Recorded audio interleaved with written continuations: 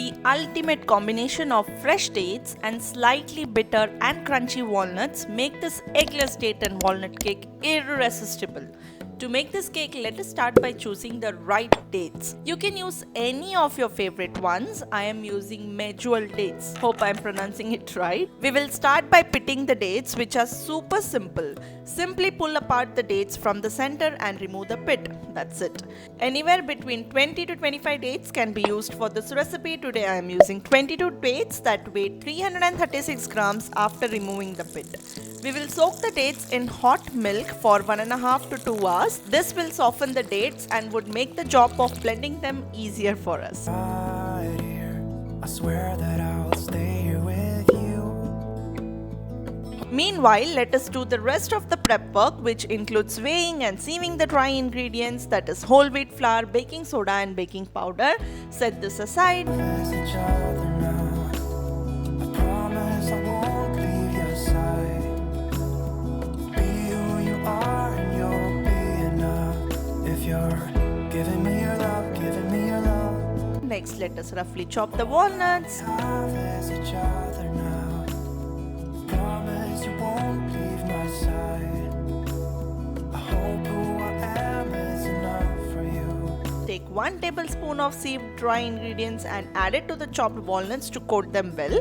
This would ensure that our nuts do not sink to the bottom of the pan while baking. Let's set this aside too, and finally prepare the cake pan. I am using a loaf pan that measures 7 by 3 inches. Wanna do, I'll do anything.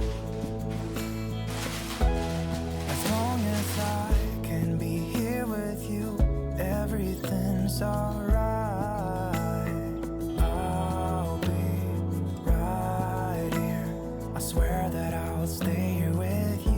After 2 hours, time to blend the soaked dates, which would have softened up by now. Transfer to a blender jar and grind to a fine paste. Do not add any other liquid, just the milk in which it was soaked is enough. Note the consistency here, it is of a thick, dropping consistency. This would solely depend upon the type of dates you are using and also the number of dates that you prefer. Add the oil and whisk it well using a balloon whisk. All that we have is each other now. I promise I won't leave your side.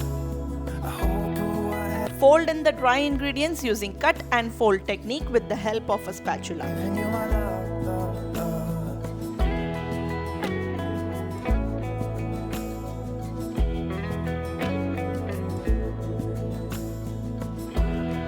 Give me love, give me all your love. Time to incorporate the nuts too. That's it. Super simple, right? Our cake batter is ready. Give me love, give me all your love.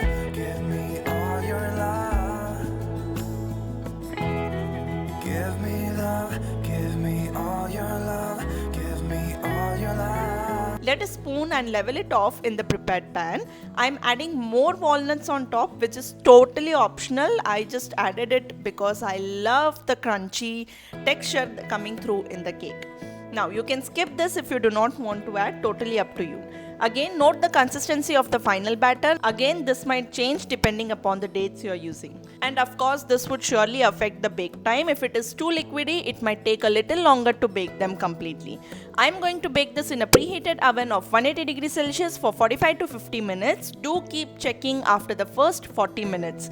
You want the skewer to come out clean with no bits of crumbs sticking to it and also no sight of moisture whatsoever. Towards the end of the baking cycle, you can even place an aluminium foil on top of the cake tin if you feel that the top is browning a lot. Once baked, allow the cake to cool completely in the pan itself for 3 minutes, and then with the help of the parchment, lift it off and transfer it to a cooling rack to cool completely before slicing and enjoying.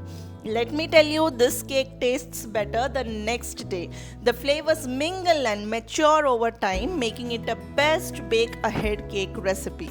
You might find the sweetness to be less if tasted warm, that is straight out of the oven, but the more it rests, the more it matures and becomes even more sweeter a day after. I hope you guys enjoyed this refined sugar-free, maida-free, butter-free cake recipe. Having said that, Any cake has to be enjoyed moderately. So yes, but still I do hope you guys enjoyed this. If you did, do hit that like button, and if you didn't, do hit that dislike button so that I'll know what kind of recipes you guys are interested in. I'll see you soon with yet another one. Until then, this is Sushma signing off. Take care. Bye bye. Give me all your love.